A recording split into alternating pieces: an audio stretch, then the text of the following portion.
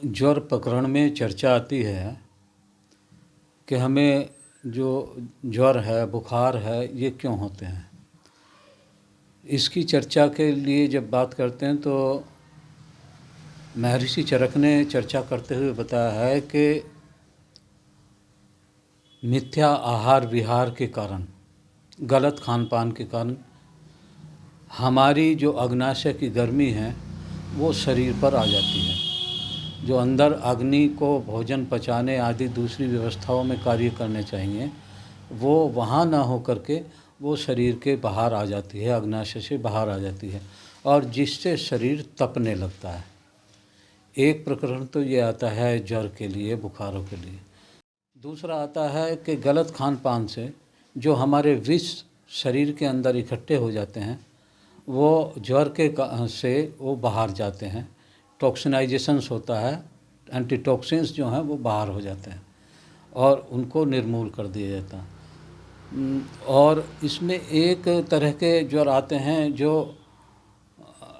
बाहर से होते हैं, जैसे किसी से इन्फेक्शन लग गया या किसी मच्छर ने, कीड़े मकोड़े ने उन्होंने काट लिया है, तो उनके विष के कारण जो जैसे आजकल वायरस से प्रजनित ज्वर चल रहे हैं, तो वो वायरस हैं दूसरे से प्रदत्त दिए हुए।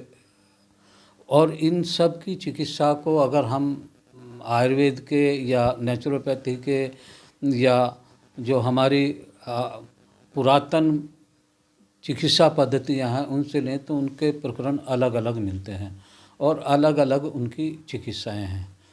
लेकिन ज्वर को भी अगर हम सामान्य रूप से लें तो जैसे पीछे भी चर्चा, कोरोना में बड़ी चर्चा आई कि अगर कोरोना के गला खराब मिलता है या प्रतिसाय होता है, जुकाम होता है, प्रतिसाय का मतलब जुकाम, नज़ला जुकाम, ये एलर्जिक होता है, तो एलर्जी के लिए काढ़ों का प्रयोग आया कि ये मिला करके मिश्रित करके काढ़ों का प्रयोग करेंगे तो उस पर लाभ जाएंगे।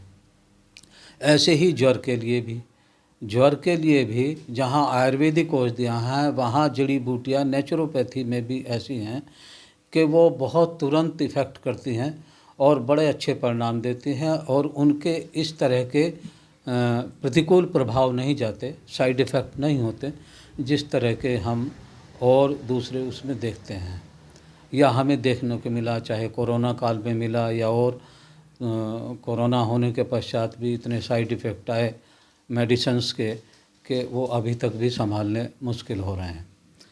तो इसीलिए अगर हम ज्वर को देखें, एक आता है कि मौसम के परिवर्तित होने पर हमारी जो इम्यूनिटी है, हमारी जो रोग रोधक क्षमता है, शारीरिक रूप से वो डेवलप नहीं है, लेकिन मौसम परिवर्तन हो रहा है। तो मौसम परिवर्तन होने से हमारी जो शारीरिक रोग रोधक क्षमता है वो जरा से उसमें ही रोगाणु उसे पकड़ लेते हैं, उससे ज्वर आदि या इन्फेक्शन हो करके फीवर, बुखार, ज्वर आने लगता है। तो उनकी भी चिकित्साएं हैं। और सामान्य रूप से अगर हम प्रयोग करना शुरू करें, जैसे हम देखें, केवल और भी नहीं तो ज्वर आने ही बंद हो जाएंगे। सामान्य सी प्रक्रिया है कि हम खाना खाने के समय पानी न पिएं, और अगर पीना तो खाना खाने के तुरंत बाद आधा कप गर्म पानी, तेज़ गर्म पानी करके, जैसे चाय से सिप करके पीते हैं ऐसे सिप करके पिएं तो आपको फीवर ही आने बंद हो जाएंगे, किसी भी तरह के फीवर आने बंद हो जाएंगे। लेकिन इसको धीरे धीरे सारी चीज़ों को संभालना होता है, करना होता है। जैसे ये प्रतिसाय होता है, जुकाम होता है, सामान्य सा प्रयोग है। सामान्य सा प्रयोग अगर हम करें तो वो हमें प्रतिसाय होगा ही नहीं, और मौसम के बदलाव के जो शरीर पर हमारे प्रभाव आते हैं वो प्रभाव नहीं होंगे। सामान्य प्रक्रिया क्या है कि हम जिस जल से भी स्नान करते हैं या जब भी हम मुंह हाथ पैर धोएं या हम पानी पिएं जिस मौसम में भी, तो उससे पहले मुंह में पानी भर के जिस टेम्परेचर का पानी है वो ले। ये टेक्निकल है और साइंटिफिक है, इनको समझते नहीं हैं। तो क्या है कि हम अगर मान लिया स्नान कर रहे हैं तो गर्म पानी है या ठंडा पानी है, आप सर्दी में भी चिल्ड पानी में भी अगर स्नान करेंगे तो आपको प्रतिसाय नहीं होगा, जुकाम नहीं होगा। प्रोसीजर क्या है, छोटा सा प्रोसीजर है कि आप जिस पानी से, गर्म से या ठंडे से जो आप स्नान कर रहे हैं उसको पहले मुंह में भरें। मुंह में भरने के बाद 5-7 बार छींटे दें, फिर उसको निकाल दें, फिर भरें, उसको 3 बार करें तो 20-22 बार वो हो जाएगा। उसके बाद फिर हम जल से, उसी जल से पैरों को धोएं, फिर मुंह में पानी भर करके और हम सर से पानी उसको लें। जब तक आप स्नान करें वह पानी मुंह में भरा रहना चाहिए, बाद में उसको बाहर निकाल दें, कुल्ला कर दें। आप इसको प्रक्रिया को अपनाना शुरू करें। जिनको जुकाम होता है और दूसरी चीज़ें आ गई हैं वो इसी से ठीक होना शुरू हो जाएंगे और ये कहेंगे कि पूरे जीवन बुढ़ापा आ जाएगा लेकिन जुकाम नहीं होगा, इन्फेक्शन नहीं होगा, गले में इन्फेक्शन नहीं होगा, गला ख़राब नहीं होगा। तो सामान्य सी प्रक्रियाएं हैं। ऐसे ही अगर हमारा गला ख़राब होता है, जुकाम होता है तो पानी गर्म करें। पानी गर्म करके उसमें थोड़ा सा सेंधा नमक डालें, चुटकी भर ले करके, थोड़ा सा चुटकी भर उसमें फिटकरी ये स्फटिक डालें, फिटकरी डालें और उसके गरारे करें। तो जो हैवी से हैवी एंटीबायोटिक्स और दूसरी चीज़ें हैं उनसे अच्छा कार्य रिजल्ट ये देंगे और इनके कोई साइड इफ़ेक्ट, कोई किसी तरह के प्रतिकूल प्रभाव हमारे जीवन में नहीं जाते हैं। तो ये सामान्य सी प्रक्रियाएं हैं। ऐसे ही अगर हम फीवर को लेकर के चलते हैं तो सामान्य सी औषधियाँ, आयुर्वेद में भी बहुत औषधियाँ हैं। गर्म पानी का प्रयोग करें। दूसरा, तुलसी, सौंठ, अजवाइन, काली मिर्च, ये हैं, इन चीज़ों को कूट करके डाल करके उसका काढ़ा बनाएं और उसको पिएं। उससे ज्वर आना ही बंद हो जाएगा। ज्वर पे बहुत जल्दी अधिकार होता है इसका, उनको प्रयोग कर सकते हैं, इन ज्वरों से छुटकारा मिल जाए। दूसरा, हमें सावधान रहना चाहिए।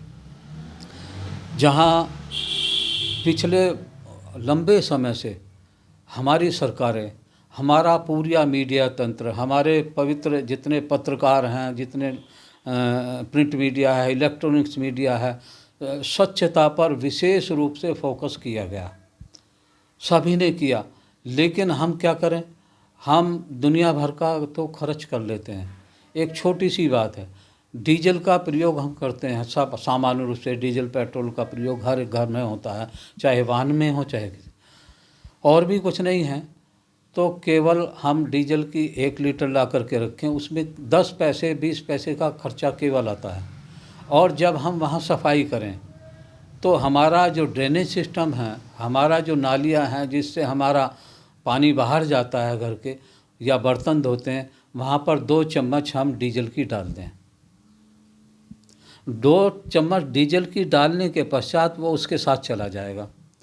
तो वहाँ पर जो ये मच्छर लार्वा है, डेंगू का है, चिकनगुनिया का है और दूसरे लार्वा जो पैदा होते हैं, वो लार्वे पैदा होने बंद हो जाएंगे। और अपने घर के आसपास सफाई रखें। तो जब वो होंगे नहीं, वो मच्छर काटेगा नहीं, डेंगू का मच्छर पैदा नहीं होगा, डेंगू का मच्छर काटेगा नहीं, तो हमें डेंगू कहाँ से हो जाएगा। और अगर हम असावधानी बरतेंगे, हमारे काटा, हमसे दूसरे को भी इन्फेक्शन, हम एक मच्छर ने दूसरे ने काटा, एक से दूसरे को, तीसरे को, ये निरंतर फैलता चला जाता है। तो इसके लिए कुछ सावधानी बरतते हुए चलें और विशेष रूप से क्या औषधियों का प्रयोग करें इनमें, इसकी चर्चा भी निरंतर हम करते रहेंगे। और उस पर अगर हम ध्यान दें तो बहुत सी चीज़ों से अपने को स्वस्थ रखते हुए हम समाज के सेवा में, परिवार की सेवा में, राष्ट्र की सेवा में, पूरे विश्व की सेवा में अपने जीवन को लगा सकते हैं।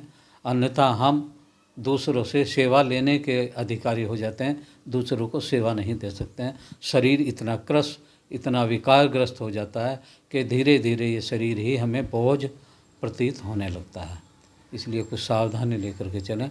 ज्वर अधिकार पर चर्चा विशेष रूप से, जैसे ज्वर होते हैं, अलग अलग ज्वर पर कौन कौन से ज्वर पर कौन कौन सी चिकित्सा दी जाए, आयुर्वेद में या जड़ी बूटियों में कौन सा प्रयोग किया जाए कि हम जल्दी से जल्दी उससे छुटकारा पा सकते हैं और वह हमें जीवन में ना हो, उस पर चिंतन विचार करने का निरंतर आगे प्रयत्न करते रहें। ओम।